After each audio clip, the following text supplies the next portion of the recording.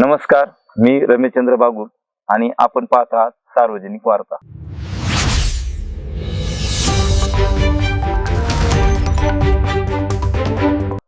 मित्रांनो, आज आपण एक चांगल्या शिक्षकाची मुलाखत घेत आहोत. तर अशा शिक्षक जे खूप कष्टातून, मेहनतीतून आणि ग्रामीण भागामधून त्यांनी शिक्षण घेतलेलं आहे. तर त्यावेळेस शिक्षणाची परिस्थिती खूप अवघड होती. खेडोपाडी शिक्षण जवळ नव्हतं. अशा परिस्थितीतून त्यांनी शिक्षण घेतलं. आता आपण अशा शिक्षकाविषयी बोलतोय. तर त्यांचं नाव आहे दत्तू सावळेराम कुदनर, राहणार शिंदवडी, तालुका संगमनेर, जिल्हा अहिल्यानगर. नमस्कार सर. नमस्कार. तर सर, आपली थोडक्यात माहिती सांगा सार्वजनिक वार्तासाठी. नमस्कार, माझं नाव कुदनर दत्तू सावळेराम. मी शिंदोडी या गावचा रहिवासी असून तालुका संगमनेर, जिल्हा अहिल्यानगर या ठिकाणचा मी रहिवासी आहे. आणि सध्या मी कार्यरत असलेले ठिकाण आहे पिंपळगाव देपा. पिंपळगाव देपा या गावातील श्री हनुमान विद्यालय या शाळेमध्ये मी शिक्षक या पदावरती कार्यरत आहे. आणि त्या ठिकाणी मी आजही चांगल्या प्रकारे काम करत आहे. सर, मला असं विचारायचं आहे तुम्हाला, तर आपलं बालपण कसं गेलं याविषयी थोडक्यात आम्हाला सांगा माहिती. मी जेव्हा लहान होतो तेव्हा आमचं एकत्रित कुटुंब होतं. आमचे वडील आणि ते 5 जण भाऊ होते, म्हणजे वडील धरून 5 जण. आणि मोठी फॅमिली होती, आजी आजोबा. आणि या मोठ्या फॅमिलीमध्ये आम्ही चुलत्यांची मुलं सर्व. त्यामुळं आमचं खेळकर वृत्तीचं बालपण. त्यामध्ये विटीदांडू खेळणे, गोट्या खेळणे, त्यानंतर आपले इलेक्ट्रिसिटीच्या तारीपासून गाडी वगैरे तयार करणं. तर हा आमचा जीवनाचा सुरुवात पहिली. आणि मग अशा पद्धतीने आम्ही त्या ठिकाणी खेळायचो, मनसोक्त खेळायचो. आणि जिकडे वाटेल तिकडे त्या ठिकाणी मनसोक्त हिंडायचो आणि आनंद घ्यायचो. असं आमचं बालपण होतं. हा, नाही, त्याच्यात मला असं म्हणायचं होतं का बालपणी तुम्ही कोणकोणते छंद जोपासले, म्हणजे त्याच्यामध्ये पोहण्याचा छंद असू शकतो, पोहणं, विटीदांडू, त्यानंतर गोट्या खेळणं. मुळा नदी जवळ आहे का लांब आहे त्याविषयी थोडक्यात सांगा. ह्या सगळ्या गोष्टी आम्ही खेळायचो त्यावेळेस. तर साधारण मुळा नदी तुम्हाला किती इथून जवळ आहे ते सांगा. मुळा नदीचं फक्त 2000 फूट अंतर आहे इथून. 10 मिनिटांमध्ये इथं नदीला. पोहण्याचा क्षण काही त्याच्याविषयी थोडक्यात सांगा ना. मग आम्ही दुपारचं त्या ठिकाणी जायचो. इथली वस्तीवरले सर्व मुलं पाण्यात खेळायचो, तिथंच पोहायचो. परत पुन्हा जेव्हा आपल्याला घरची आठवण येईल तेव्हा घराकडे निघायचं. म्हणजे थोडक्यात आहे ना, जे पूर्वीचे लहानपणी जे छंद होते तर ते खूप चांगले होते. तर तुमच्या सांगण्यावरून तर त्या दृष्टीने ते व्यायाम पण चांगले होते. व्यायाम पण फिजिकली चांगल्या गोष्टी होत्या. हो हो, नक्की नक्की. तर सर, आता पुढचा प्रश्न आपल्या मेन मुद्द्याकडे आपण घेऊया. तर सर, आपण छान बालपणीची माहिती दिली. तर आमच्या प्रेक्षकांना तुमचं शिक्षण कसं झालं त्याच्याविषयी बी थोडं सांगा ना. आता माझ्या शिक्षणाचा जीवन प्रवास हा त्या ठिकाणी माझ्या गावातील जी जिल्हा परिषद शाळा आहे त्या शाळेपासून माझी पहिलीला सुरुवात झाली. आणि शाळेचा आणि माझ्या घराचं अंतर हे आपण जर बघितलं तर त्या ठिकाणी 3 ते 4 किलोमीटर. आणि 3 ते 4 किलोमीटर अंतर हे जाण्यासाठी खडतर मार्ग आणि पायी आम्ही त्या ठिकाणी प्रवास करायचो. कुठल्याही प्रकारे आमच्या पायाला चप्पल नव्हती. 7वी पर्यंत शिक्षण घेईपर्यंत त्या ठिकाणी आमचा अनवाणीच प्रवास.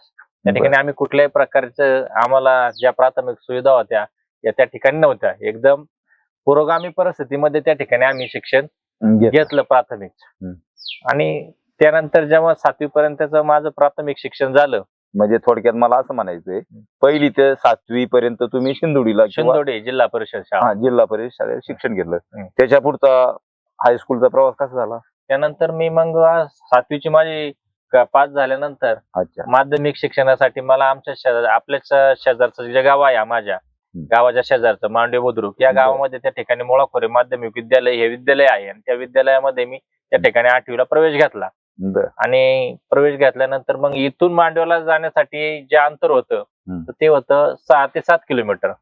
आणि या 7 किलोमीटर अंतराचा जो प्रवास आहे तर हा आम्ही सायकलवरनं करायचो. माझ्या घरच्यांनी मला सायकल दिली आणि त्या सायकलवरती आम्ही प्रवास करायचो. आणि तो प्रवास करत असताना रस्ताही नव्हता, म्हणजे जाण्यासाठी रोडही नव्हता, एकदम खडतर रस्ता. त्यानंतर मध्येच मोठ्या वड्यावरती त्या ठिकाणी पूल होता. आणि तो पाणी आला का तो पूल मातीचा वाहून जायचा. मोऱ्या मोकळ्या व्हायच्या, त्या पाण्यातून आम्हाला जायला लागायचं.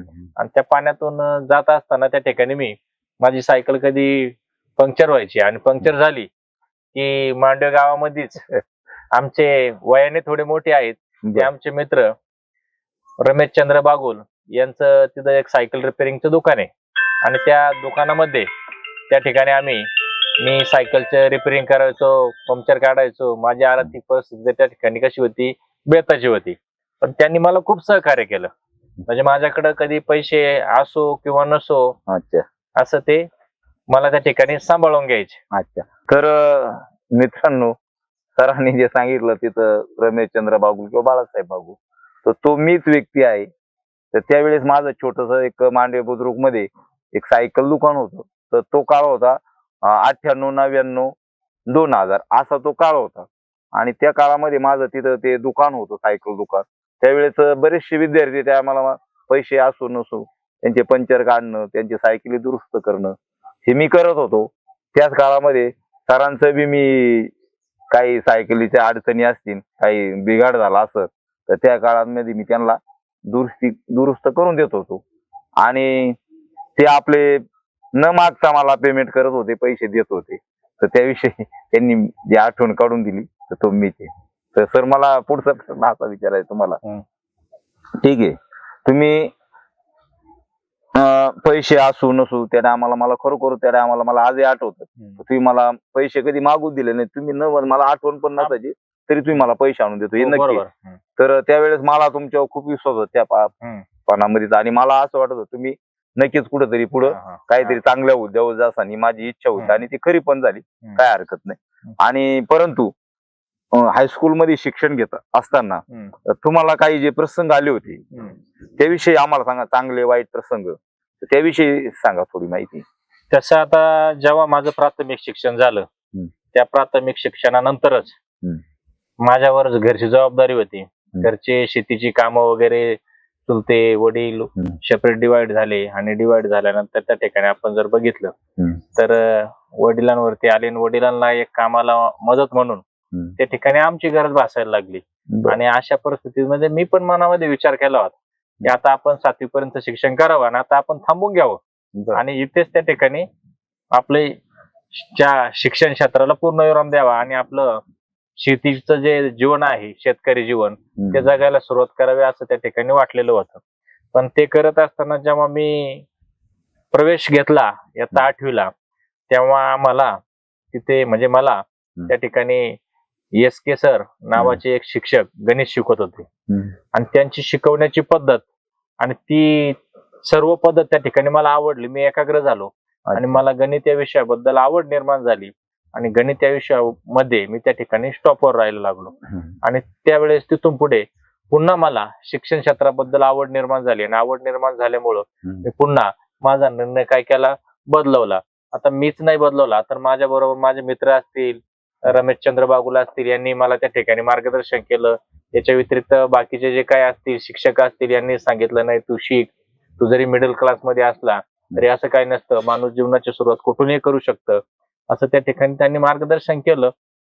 ते सर्वांचं मार्गदर्शन मला आवडलं, आणि त्या ठिकाणी मी पण मनामध्ये विचार केला, आणि मी माझा निर्णय बदलवला, आणि पुढे मी माझं माध्यमिक शिक्षण पूर्ण केलं. थोडक्यात आता मला असं म्हणायचं होतं का तुम्ही जे शाळा सोडण्याचा जो प्रयत्न केला 7वीच्या पुढे शिकायचं नाही, याला कारण म्हणजे खरं घरचं वातावरण होतं. थोडक्यात हे तुम्ही कोणाला सांगितलं नाही त्यावेळेस, पण तुम्ही आज सांगितलं का परिस्थितीमुळे मी शिक्षणाला सोडत होतो.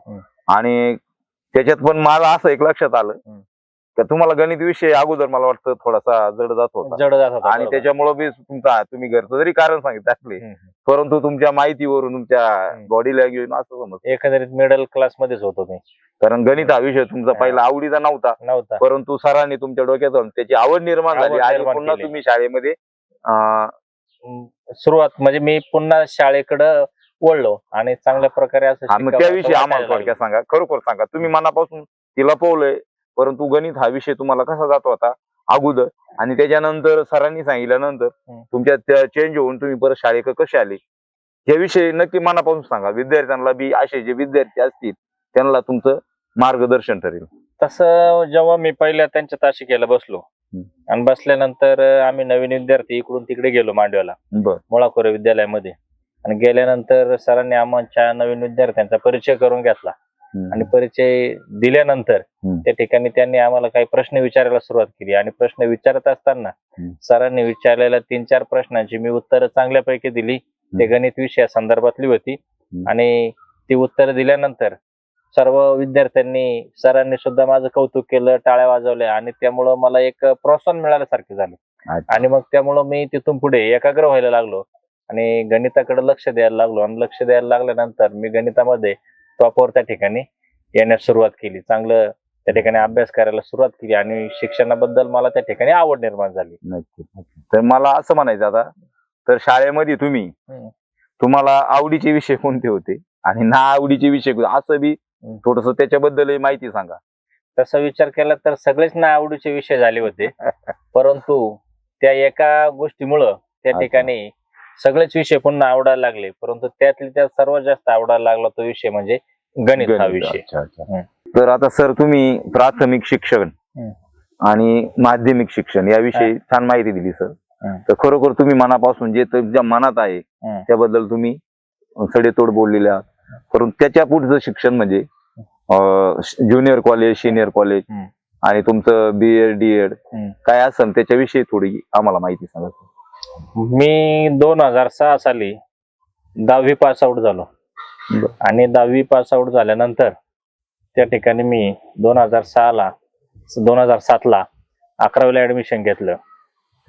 सह्याद्री प्रसारक बहुजन संस्था जी आहे तर तिचं संचलित त्या ठिकाणी वीरभद्र विद्यालय आणि ज्युनियर कॉलेज साकूर या ज्युनियर कॉलेजमध्ये त्या ठिकाणी मी 2007 साली ऍडमिशन घेतलं. आणि 7 आणि 8-9 पर्यंत त्या ठिकाणी अशी 2 वर्ष 11वी आणि 12वीचे त्या ठिकाणी मी वीरभद्र ज्युनियर कॉलेजमध्ये त्या ठिकाणी शिक्षण घेतलं. आणि तेही शिक्षण मी घरूनच कम्प्लीट केलं. म्हणजे साधारणतः साकूरचं अंतर माझ्या घरापासून त्या ठिकाणी 10 ते 12 किलोमीटर अंतर आहे. आणि हाही प्रवास, तसे माध्यमिकचे शिक्षण मी सायकलवरती प्रवास करून कम्प्लीट केलं, तसं हेही शिक्षण मी सायकलवरतीच त्या ठिकाणी प्रवास करून कम्प्लीट केलं. 12 किलोमीटर डेली सकाळी उठून जाणं आणि पुन्हा घरी येणं, अशा पद्धतीने मी ज्युनियरचं शिक्षण कम्प्लीट केलं. आणि सकाळी जात असताना त्या ठिकाणी सायकलवरती आमच्यामध्ये सायकल पळवण्याची कॉम्पिटिशन लागायची. त्यामुळे त्या जाण्या येण्याचा कुठलाही आमच्यामध्ये असा कंटाळ्याचा विषय आलाच नाही. उलट आम्ही उत्साहाने जायचो आणि उत्साहाने त्या ठिकाणी त्यामध्ये आमचं हे ज्युनियरचं शिक्षण कम्प्लीट झालं. त्यानंतर मी जे माध्यमिक आहे, उच्च माध्यमिक सिनियर कॉलेज, तर सिनियर कॉलेजचं शिक्षण घेण्यासाठी मी त्या ठिकाणी शांतीबाई कांतीलाल गांधी या विद्यालयामध्ये त्या ठिकाणी प्रवेश घेतला. पण मला एक म्हणायचंय, तुम्ही FY ला ऍडमिशन घेतलं, पण तुमचं ती साईट कोणती, सायन्स होती का? सायन्स साईडला ऍडमिशन घेतलं. ते सांगा. म्हणजे मी अगोदर ज्युनियरला तसं 11वीला असतानाच त्या ठिकाणी आर्टला ऍडमिशन घेतलं होतं. परंतु तिथे जे पहिले शिक्षक होते ते शिक्षक त्यांनी सांगितलं की माझा मोठा भाऊ जो आहे तो आज मॉडर्न कॉलेज या ठिकाणी प्राध्यापक आहे आणि त्यांचे तो आवडीचा विद्यार्थी होता माझा भाऊ. तर मग त्यांनी त्या ठिकाणी सांगितलं की तू त्यांचा भाऊ असेल तर तुला काय अडचण नाही म्हणे सायन्स घ्यायला. आणि मला आर्ट घ्यायचं होतं, पण मला त्यांनी त्या ठिकाणी सायन्सला बसवलं. वर्षभर मला काही कळलं नाही. वर्षानंतर त्या ठिकाणी मी अभ्यास करायला सुरुवात केली आणि अशा पद्धतीने मी त्या ठिकाणी चांगल्या गुणानं 12वी पास झालो. 12वी पास झाल्यानंतर मी त्या ठिकाणी पुढचं शिक्षण घेण्यासाठी शांतीबाई कांतीलाल गांधी या कॉलेजमध्ये त्या ठिकाणी BSc ला ऍडमिशन घेतलं. म्हणजे FY BSc ला त्या ठिकाणी ऍडमिशन घेतलं. आणि FY BSc मी त्या कॉलेजमध्ये कम्प्लीट केली. त्यानंतर SY केलं, त्यानंतर TY केलं आणि TY कम्प्लीट करून त्या ठिकाणी 2013 साली माझं जे TY आहे ते कम्प्लीट झालं. आणि नंतर मग BSc ला असताना आमचे तिथं एक आवडीचे विद्यार्थी सर होते. त्या सरांचं नाव आहे वैद्य सर. त्या वैद्य सरांनी आम्हाला खूप चांगलं मार्गदर्शन केलं, चांगलं सहकार्य केलं, आर्थिक मदत केली. आणि ती मदत करत असताना माझ्यामधील जो एक कष्टाळू वृत्ती होती, गुण होता, तो त्यांनी बघितला आणि त्यांनी मला सांगितलं, चिकाटी म्हणायचं थोडक्यात, त्यांनी मला सांगितलं की तू आता काय कर, BSc झाली आता तू BEd कर. आणि मग त्यांनी सांगितल्या पद्धतीने त्यांच्या मार्गदर्शनाने मी त्या ठिकाणी आळेफाटा येथील राजुरी या गावामध्ये शरद एज्युकेशनचं एक बीएड कॉलेज होतं आणि त्या बीएड कॉलेजमध्ये मी 2013-14 बीएड ला ऍडमिशन घेतलं. आणि बीएड कॉलेजही मी इथून साधारणतः माझ्या घरापासून आपण जर बघितलं तर 60 किलोमीटर अंतर आहे. आणि हे 60 किलोमीटरचं अंतर नंतर मी रोज अपडाऊन टू व्हीलर वरती अपडाऊन त्या ठिकाणी केलं. असे 1 वर्षभर त्या ठिकाणी एज्युकेशन कम्प्लीट केलं. तुम्ही कोणत्या टाकळी मार्गून जायचं? काळेपाट, टाकळी, डोकेश्वर, कधी गारगाव या दोन्ही मार्गाने जिकडून शक्य होईल तिकडून त्या ठिकाणी जायचो. आणि अशा पद्धतीने मी माझं बीएडचं शिक्षण कम्प्लीट केलं. नक्की नक्की, छान. बीएड नंतर तुम्ही मग किती वर्षांनी जॉईन झाले? बीएड केल्यानंतर मी एक वर्षभर त्या ठिकाणी जिल्हा परिषद शाळा शहरी चिकलठाण या ठिकाणी काम केलं 1 वर्षभर. त्यानंतर ते काम केल्यानंतर 2016 साली माझं लग्न झालं.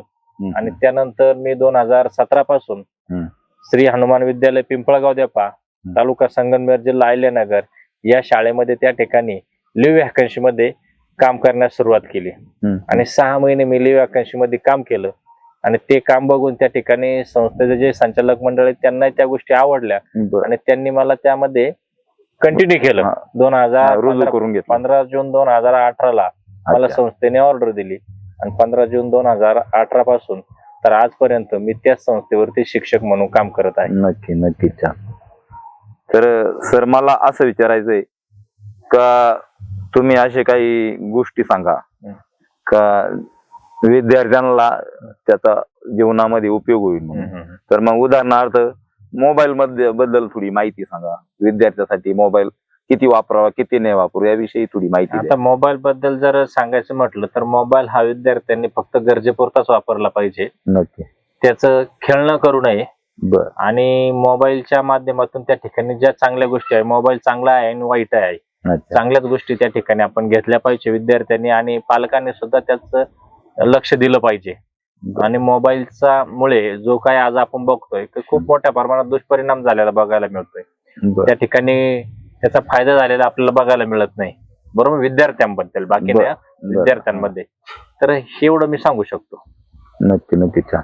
तर थोडस आता विद्यार्थी झाल्यानंतर पालकांना तुम्ही काय सांगू इच्छिता थोडक्यात, त्याच्याविषयी आम्हाला सांगू शकाल का काही? पालकांना मी एवढंच सांगेल की आपला विद्यार्थी आहे आणि विद्यार्थी हा आपला मुलगा, बरोबर आहे का नाही त्यांचा, तर तो घडावा यासाठी आपण काही गोष्टीचा त्यागही केला पाहिजे आणि काही गोष्टी म्हणजे अवलंबल्याही पाहिजे. तर त्यामध्ये आपण जर बघितलं तर शिक्षा आणि शिक्षण, तर हे 2 शब्द जे आहेत ते एकमेकाशी घनिष्ठ शब्द आहेत. जर शिक्षा असेल तर शिक्षण मिळेल आणि शिक्षण नसेल तर शिक्षण मिळणार नाही. आणि अलीकडच्या काळामध्ये आपण जर बघितलं तर सर्रास पालक त्या ठिकाणी आमच्या मुलाला शिक्षा करायची नाही पण आमच्या मुलाला काय पाहिजे, शिक्षण पाहिजे. हा जर विचार आपण घेतला तर त्या पद्धतीने शिक्षण मिळणार नाही. विद्यार्थ्याला जर खऱ्या अर्थानं शिक्षण द्यायचं असेल तर शिक्षा सुद्धा सहन केली पाहिजे. हे मी या माध्यमातून त्या ठिकाणी पालकांनाही सांगू शकेल आणि विद्यार्थ्यांनाही सांगू शकेल की आपल्या जीवनामध्ये बदल घडवणारी जी कोणती गोष्ट असेल तर ती म्हणजे शिक्षण आहे. आणि शिक्षण जर घ्यायचं असेल तर शिक्षा ही आपण सहन केलीच पाहिजे. एवढंच मला या माध्यमातून सांगायचं. नाही, पण तरी पण मी असं म्हणलं सर, जर शासनाचं जे ध्येय धोरण आहे आजचं, तर मुलांना, विद्यार्थ्यांना शिक्षा न करता झालं पाहिजे याविषयी थोडं सांगता. आता शासनाचे जे धोरण आहे तर त्या ठिकाणी मी असं सांगेल की कायमस्वरूपी शिक्षकांवरती सुद्धा बंधनं घातली जातात. विद्यार्थ्यांना मारायचं नाही, जिथं कुठं काही घटना घडल्यात त्याचा सोशल मीडियावरती प्रसार करायचा आणि मग त्या माध्यमातून जी शिक्षकाची जी कुठंतरी म्हणजे त्याला त्या विद्यार्थ्याबद्दल विद्यार्थी घडवण्याची जी तळमळ असते तर ती कुठंतरी थांबली जाते, कमी होते. आणि तसं न करता त्या ठिकाणी थोडीफार शिक्षाही त्या ठिकाणी असली पाहिजे. फार अमानुषपणे शिक्षा केली पाहिजे असं मला म्हणायचं नाही, पण थोड्याफार प्रमाणात विद्यार्थ्याला जर शिस्त लागण्यासाठी त्या ठिकाणी आपण शिक्षा ही केली पाहिजे, अशा या मताचं मी आहे. आणि एवढं मला या माध्यमातून मी सांगू शकतो की पालकाने सुद्धा त्या ठिकाणी त्या गोष्टीकडे थोडं सहन केलं पाहिजे. आपणच त्या ठिकाणी जर समजा आपल्या शिक्षकांना आपल्या मुलासमोर जर शिक्षकांची आपण प्रतारणा करत असेल तर नक्की. त्या ठिकाणी विद्यार्थ्याच्या नजरेमध्ये शिक्षकाची प्रतिमेला कुठंतरी तडा जातो आणि तडा गेल्यानंतर आपलीच मुलं त्या ठिकाणी वाईट वळणाला जातात. एवढंच मी या माध्यमातून सांगू शकतो. नक्कीच नक्कीच. तर मला असं म्हणायचं होतं सर, तुम्ही जे तळमळीने सांगितलं थोडक्यात, तुम्ही ज्यांना शिक्षा करता तर त्यांच्या फायद्यासाठीच करता, त्याला फायद्यासाठी शिस्त लागावी, बरोबर. तो घडावा, तो कुठेतरी चांगल्या मार्गाला लागावा. आणि त्याचे जे ही वाईट तुमची- मार्गाला जाणार आहे तो मार्ग कुठंतरी त्याच्याकडून तो बदलला जावा नक्कीच नक्कीच नक्कीच. तुम्ही जे यासाठी.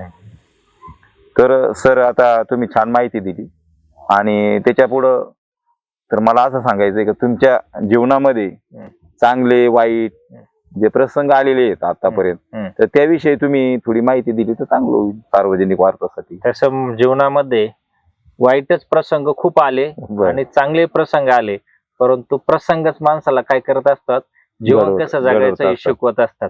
जीवनातील जर अडचणीच आल्या नाही तर जीवनाचा अर्थच माणसाला कळणार नाही. आणि अडचणी हे आल्याच पाहिजे. अडचणीच्या माध्यमातून माणसाला निश्चितच काय मिळते, ऊर्जा मिळते.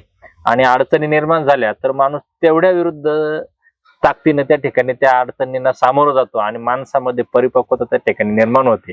त्यामुळे माझ्या जीवनामध्ये अशा खूप अडचणी आल्या. आर्थिक अडचण तर ही होतीच. त्यानंतर काही आपण जर बघितलं तर दळणवळणा संदर्भात रस्ते असतील, विकासाचे मुद्दे असतील, तर या माध्यमातून त्या ठिकाणी येण्या जाण्यासाठी रस्ते नव्हते, तरी पण आम्ही त्या ठिकाणी शिक्षण घेतलं आणि चांगल्या प्रकारे शिक्षण घेऊन आज आपण त्या ठिकाणी आपण जर बघितलं तर चांगल्या प्रकारे आम्ही त्या ठिकाणी शिक्षण घेऊन आणि विद्यार्थ्यांसमोर आदर्शवत सांगू शकतो, मी आदराने सांगू शकतो की मी निश्चित त्या ठिकाणी व्यवस्थित प्रकारे त्या ठिकाणी आदर्श मुलांना देऊ शकतो. सर छान माहिती दिली तुम्ही.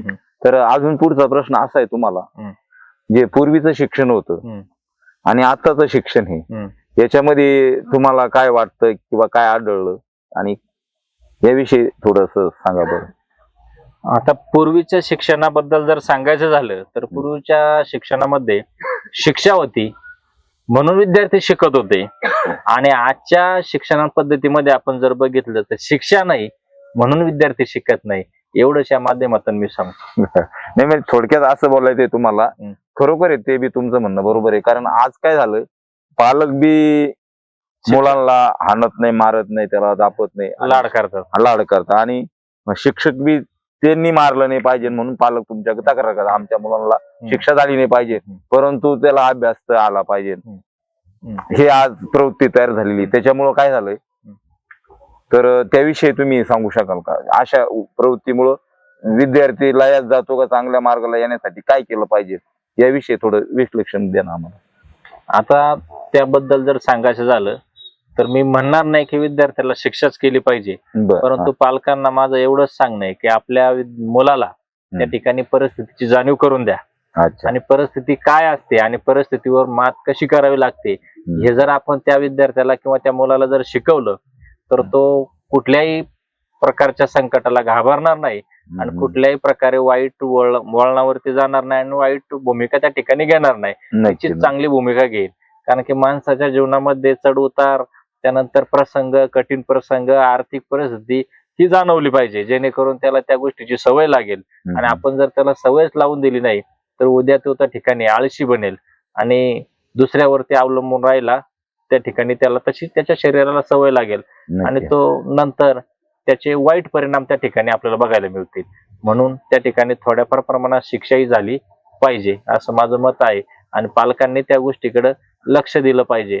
कारण की शिक्षेमुळे तर खऱ्या अर्थाने शिक्षण मिळतंय याचा नाही, पण तरी पण सर मला असं बोलायचं होतं, कारण आज आपण पाहतो आज बी आपल्याला आपले शिक्षक भेटले तर त्यांच्या पुढे नतमस्तक होऊन आज बी त्यांच्या असा धाक वाटतो त्यांचा.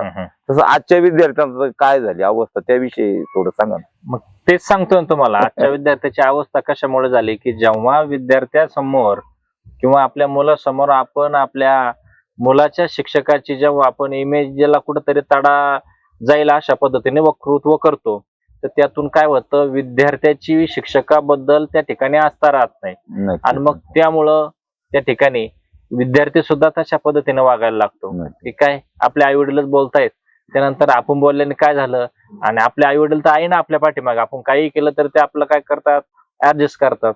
मग ह्या काही गोष्टीमुळं त्या ठिकाणी विद्यार्थ्यांची थोडी टार्गेटपणा असेल त्यानंतर थोडा पुढं वेगळ्या वळणाला जाणं, तर अशा गोष्टी अलीकडच्या काळामध्ये त्या ठिकाणी बघायला मिळतात. दुसरी गोष्ट म्हणजे व्यसनापासून. मोबाईलचं आपणच त्या ठिकाणी सांगितलेलं ठीक आहे. आहेच. या सर्व गोष्टी त्याला कारणीभूत आहे आणि हे करत असताना आपण त्या ठिकाणी काही गोष्टी विद्यार्थ्यासमोर नाही बोलल्या पाहिजे, बरोबर आहे की नाही? बरोबर. तर हे आपण त्या ठिकाणी काही प्रोटोकॉल्स पाळले पाहिजे. नक्कीच नक्कीच.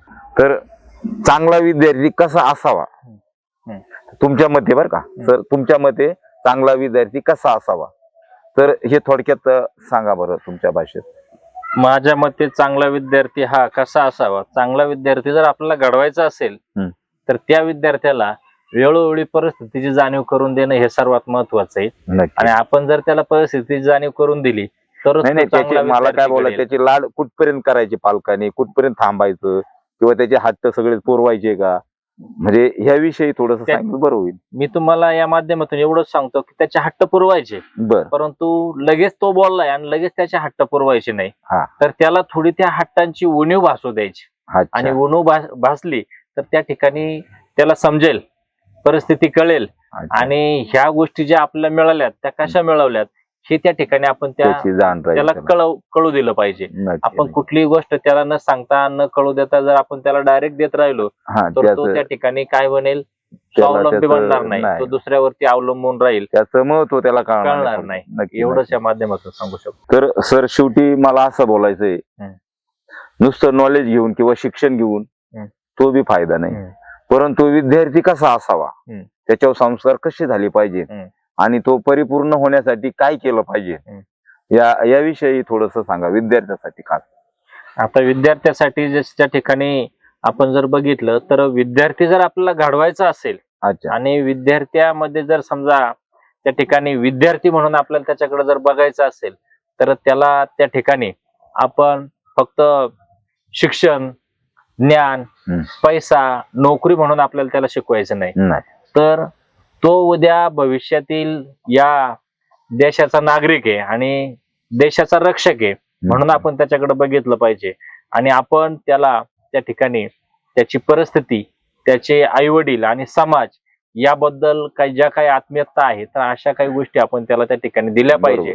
आणि त्याची जी थोडक्यात समाजाचे काही ऋण असतात ते बी त्याला फेडता आले पाहिजे. आणि मुख्य त्या ठिकाणी आई वडिलांबद्दल आस्था निर्माण कशी होईल या संदर्भात आपण त्या ठिकाणी विद्यार्थ्याबद्दल संवाद केला पाहिजे. नक्की नक्की. छान सर, आपला विषय म्हणजे शेवटी विद्यार्थी घडवणेच असतो, तर मला असं म्हणायचं, शिक्षक त्यांच्या परीने विद्यार्थी, प्रत्येक शिक्षक प्रयत्न करतो, परंतु पालकाकडून काय अपेक्षा आहे का विद्यार्थी हा चांगला घडला पाहिजे, हे तुमचं थोडक्यात मार्गदर्शन द्या ना.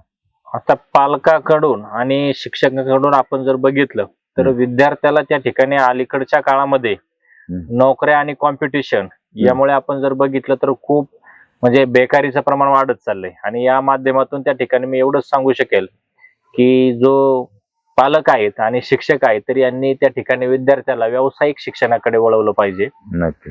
त्याला प्रत्येक गोष्ट फक्त अभ्यास आणि एवढीच गोष्ट न करता त्या ठिकाणी घरच्या ज्या काही व्यवसाय गोष्टी आहे याही त्या ठिकाणी पालकांनी त्या मुलाला शिकवल्या पाहिजे. शाळेमध्ये सुद्धा अशा प्रकारचं व्यावसायिक शिक्षण त्या ठिकाणी त्यावरती भर दिला पाहिजे. आणि अशा पद्धतीने आपण जर त्या मुलांमध्ये हे गुण कौशल्य जर रुजवले तर निश्चित मुलं त्या ठिकाणी बेकार म्हणून फिरणार नाही, तर एक चांगला व्यावसायिक म्हणून आपल्याला बघायला मिळतील, चांगला समाजसेवक म्हणून बघायला मिळतील, त्यानंतर चांगला एक राजकारणी म्हणून आपण बघू शकतो, चांगला शेतकरी म्हणून आपण त्याच्याकडे बघू शकतो, चांगला एखादा व्यावसायिक म्हणून सुद्धा आपण त्याच्याकडे त्या ठिकाणी बघू शकतो. तर असा विद्यार्थी त्या ठिकाणी निश्चित घडेल आणि तो त्याचं करिअर करू शकेल. आता जे शिक्षण आहे त्याच्यामध्ये काय बदल करण्याची गरज आहे का, याविषयी बी सांगा बरं थोडक्यात आम्हाला. आता आत्ताच्या शिक्षणामध्ये बदल करण्याची गरज हे सांगू शकत नाही, परंतु माझ्या मते माझं मत सांगतोय मी की अलीकडच्या शिक्षण पद्धतीमध्ये त्या ठिकाणी ज्या काही गोष्टी झाल्या की शिक्षण आणि पैसा, तर हे त्या ठिकाणी न करता शिक्षण पद्धतीमध्ये त्या ठिकाणी मोबाईलच्या वापराव्यतिरिक्त त्या ठिकाणी विद्यार्थ्यांना शिक्षण देणं गरजेचं आहे. आणि त्या ठिकाणी आपण जर बघितलं तर विद्यार्थ्यांचा कल जो बदलतोय तर हा कल त्या ठिकाणी आपण त्या ठिकाणी सामाजिक गुण त्याच्यामध्ये रुजवले पाहिजे, जेणेकरून आपल्या कुटुंबाबद्दल आस्था, कुटुंबाबद्दल प्रेम, आपुलकी, माणुसकी त्यानंतर त्याच्याबरोबर संवाद साधणं, त्याच्याबरोबर बोलणं, गप्पा मारणं, तर या गोष्टी आपण जर त्या ठिकाणी केल्या तर त्याला कुटुंबाबद्दल आणि समाजाबद्दल निश्चितच आस्था राहील. आणि शाळेमध्ये आज आपण बघितलं तर शैक्षणिक क्षेत्रामध्ये व्यावसायिक या सगळ्या गोष्टी आहेच, परंतु कौटुंबिक आणि संस्कारिक गोष्टी सुद्धा त्या ठिकाणी दिल्या पाहिजे. नातेसंबंध काय असतात, ते कसे जपले पाहिजे, एकमेकाचा आदर कसा केला पाहिजे, या गोष्टी त्या ठिकाणी देणं विद्यार्थ्याला सर्वात महत्वाचं ठरेल. आणि त्या देण्यासाठी त्या ठिकाणी त्या विद्यार्थ्याचे पालक आणि शिक्षक या सर्व गोष्टी आणि समाज हे तीनही घटक त्या ठिकाणी तेवढेच कारणीभूत आहे, कारण की आपण त्याच्याकडे बारकाईने लक्ष दिलं पाहिजे. नक्कीच नक्कीच. तर सर मला असा एक प्रसंग आठवतो.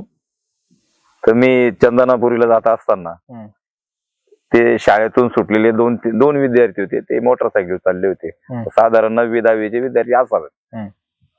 तर मी पाठीमागून चालत असताना तर तो पाठीमागचा जो विद्यार्थी होता तर तो माझ्या असा आरसा चमकत होता डोळ्यावर.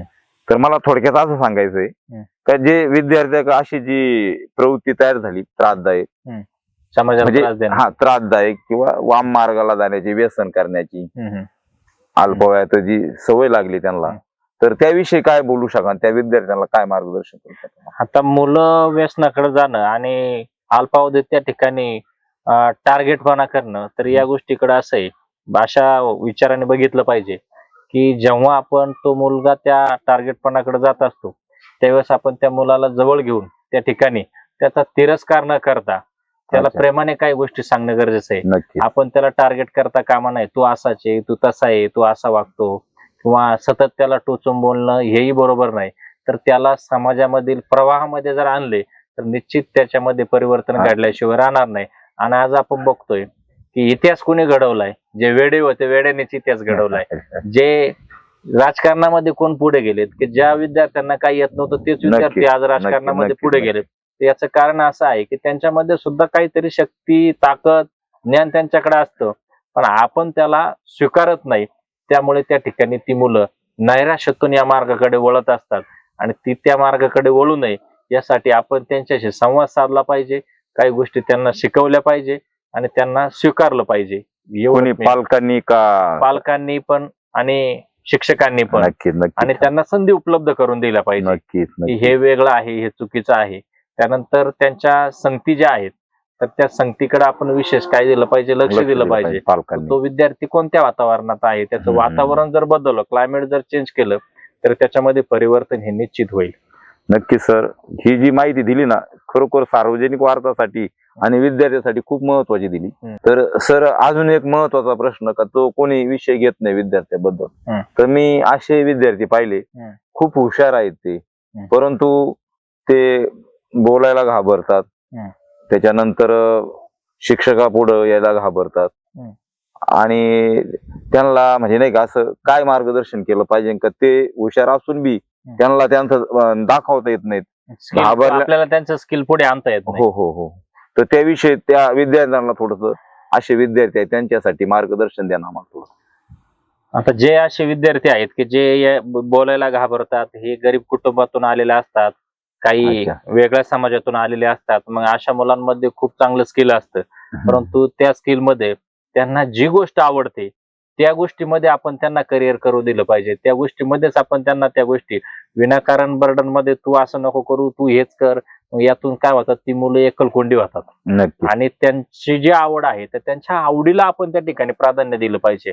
आणि आवडीला जर प्राधान्य दिलं तर निश्चित त्यांच्यामध्ये असलेले जे गुण आणि कौशल्य जे आहे तर त्यांना वाव मिळेल, आणि त्यातून ते त्या ठिकाणी समाजासाठी काम करतील, स्वतःच एक करिअर घडवतील आणि समाजापुढे येऊन बोलू सुद्धा शकतील. शेवटचा प्रश्न तुम्हाला खूप महत्वाचा आहे, तर शिक्षकाची समाजासाठी भूमिका काय असते, तर हे आम्हाला थोडं सांगा याची माहिती.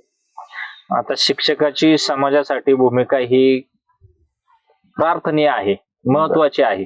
कारण की शिक्षकाने जर त्या ठिकाणी प्राधान्य दिलं, शिक्षकाने हे गुण जर विद्यार्थ्यांमध्ये जर रुजवले तर खऱ्या अर्थाने भविष्यामध्ये समाज चांगला घडेल. आणि ते गुण रुजवण्यासाठी त्या ठिकाणी आपण जर बघितलं तर पालकांचं सुद्धा तेवढीच सहकार्य असायला हवं. कारण शिक्षक हा पिढ्या घडवत असतो, पुढच्या पिढ्या त्या ठिकाणी निर्माण करत असतो. आणि त्या निर्माण करत असताना त्या ठिकाणी आपण जर बघितलं तर विद्यार्थ्यामधील जे काही गुण आहेत त्यांना वाव देणं आणि विद्यार्थ्यांना जसं आपण कौटुंबिक विषयाबद्दल बोललो तसं काही धार्मिक विषयाबद्दल सुद्धा त्या ठिकाणी शाळेमध्ये शाळेच्या माध्यमातून संस्काराबद्दल या गोष्टी सुद्धा त्या ठिकाणी आपण त्यामध्ये शिक्षक म्हणून शिक्षकांनी रुजवल्या पाहिजे.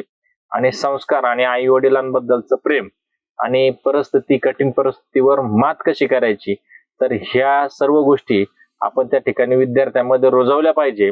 त्याला त्या गोष्टीतून त्या ठिकाणी जसं लोखंड एखाद्या याच्यातून तापून येतं, कशामधून, भट्टीतून, आणि मग त्याला आकार येतो, तसं विद्यार्थ्याला सुद्धा कठीण परिस्थितीमधून जर तापून आला आणि मग त्याला जर आकार दिला तर तो विद्यार्थी निश्चितच चांगला नागरिक त्या ठिकाणी घडल्याशिवाय राहणार नाही. एवढंच या माध्यमातून मी सांगू शकेल. सर धन्यवाद. तुम्ही सार्वजनिक वार्तासाठी जी माहिती सांगितली ते त्याचा उपयोग नक्कीच विद्यार्थ्यांना भावी जीवनामध्ये घडेल. आणि त्या काळामध्ये तुम्ही किती अडीअडचणीतून जीवन घडवलं, वेदना सहन केल्या आणि न डगमगता न घाबरता तुम्ही तुमची जिद्द पूर्ण केली. त्याच्यातून तुमचे स्वप्न खूप पुढचे होते, परंतु ते ऍडजस्ट करून तुम्ही शिक्षक जो पेशा निवडला तर तो सुद्धा खूप छान वाटला.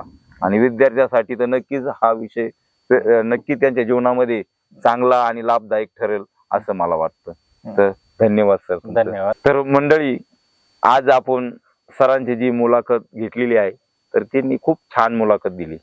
तर तुम्हाला आमची मुलाखत आवडली असेल, व्हिडिओ आवडला असेल तर नक्कीच चॅनलला सबस्क्राईब करा, लाईक करा आणि शेअर करायला विसरू नका. धन्यवाद.